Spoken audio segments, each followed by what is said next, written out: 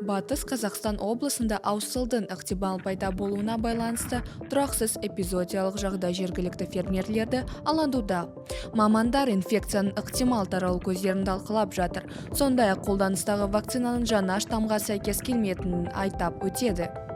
Обсуждается возможная остановка транзита казахстанской нефти в Германию по нефтепроводу «Дружба» и комментарий Министерства энергетики. Транзит казахстанской нефти в Германию по магистральному нефтепроводу «Дружба» может быть остановлен с 1 мая 2026 года. Министр энергетики Казахстана Ерлан Акинженов отметил, что остановка подтверждается на уровне графиков, где буквально указаны нулевые объемы транзита нефти. В Алматинской области расследуется убийство 20-летнего Анвара Мусаева. Родственники уверены, на молодого человека напала организованная группа более чем из 10 человек. В деле уже есть задержанные. Ақмола облысында жылқылардың жағдайы нашарлағаны туралы тіркелді. Олар кенеттен қозғалу қабілетін жоғалтып, жерге отыра бастаған. Мамандар бұл жағдайдың себебі кене шабуылы болғанын атап өтуде. Европейский Союз ввел 20-й пакет санкций, в который в том числе включены компании из Казахстана. В частности, речь идет о казахстанской компании, которая предположительно поставляла в Россию хлороводород, вещество, которое используют при производстве полупроводниковых пластин. Батыс Қазақстан облысында эпизодиялық жағдай күрделі болып отыр. Шекаралардың жабық болуына және жүргізілген вакцинацияға қарамастан, өңірде мал арасында ауру жағдайлары мен өлім-жітім тіркеліп жатыр. Ветеринария ғалымдарының докторы Гайса Абсатировтың бағалауынша, инфекцияның ықтимал таралу көзі ретінде қыс мезгілінде көшіп, көктемде қайда оралатын киіктер қарастырылып отыр. Сайга татарика табиғи көшу жолдары арқылы аурудың дала аумағына кең таралуына ықпал өтуде.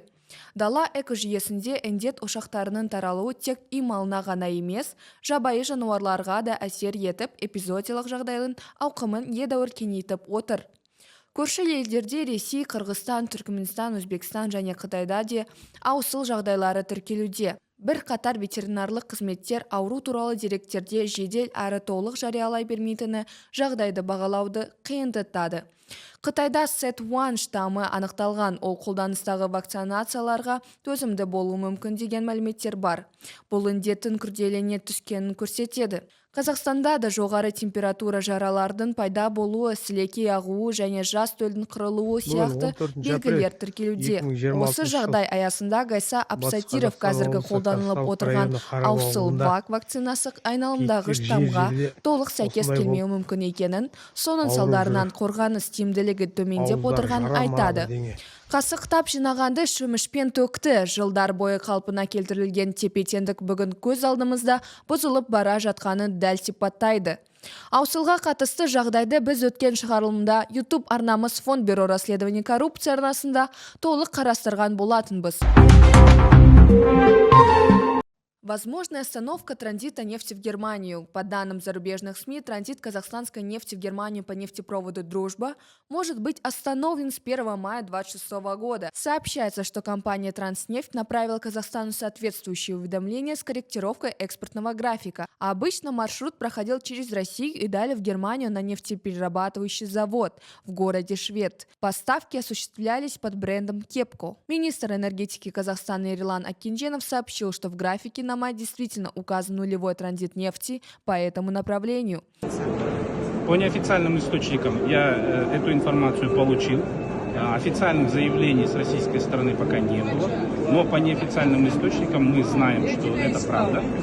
На май месяц у нас транзит через Атырау-Самара по направлению, далее нефтепровод «Дружба» и далее следует на завод «Швед». У нас 0 в мае месяце. Российская сторона, опять-таки, по неофициальным источникам, заявляет о неимении технической возможности по прокачке казахстанской нефти. Скорее всего, это связано с недавними ударами по российской инфраструктуре. Я делаю такое допущение. А с какого числа?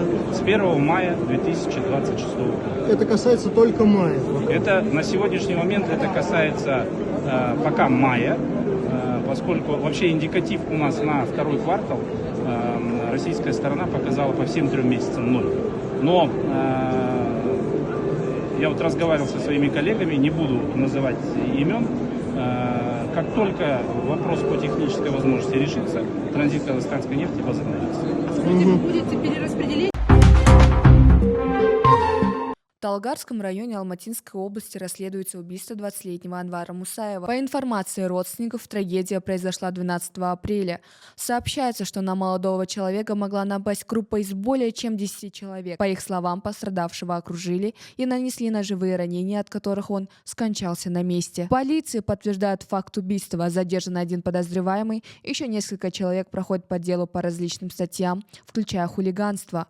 Часть фигурантов находится под стражей, часть под домашним арестом или иными мерами пересечения. Сестра погибшего заявила, что у нее есть видеозаписи произошедшего, а также более 30 свидетелей. При этом она выразила недовольство тем, что под стражей, по ее словам, находится только один человек. Напомним, что трагедия Анвара Мусаева – это не первое резонансное убийство в регионе за последнее время. Ранее широкий общественный отклик вызвало дело 16-летнего Шерзата Полата.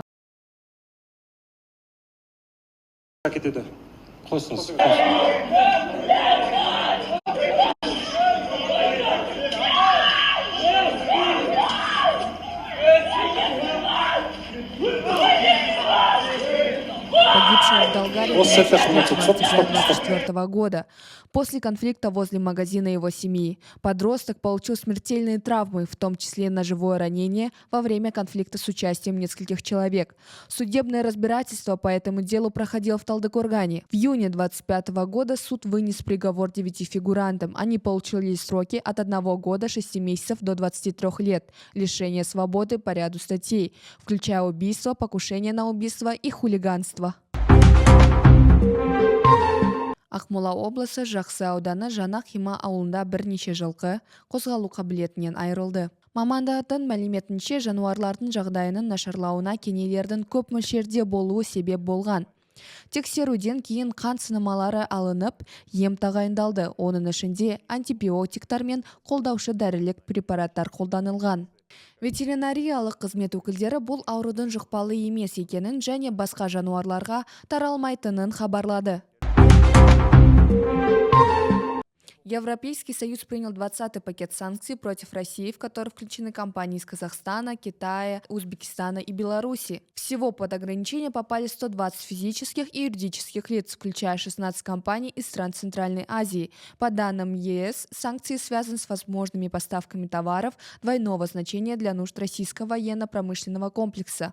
Среди упомянутых организаций казахстанская компания United Trading Group, а также отдельные сотрудники европейских компаний. Компания предположительно поставляла в Россию хлороводород, вещество, которое используют при производстве полупроводниковых пластин. Кроме того, Евросоюз запретил поставки станков с числовым программным управлением и радиооборудования в Кыргызстан.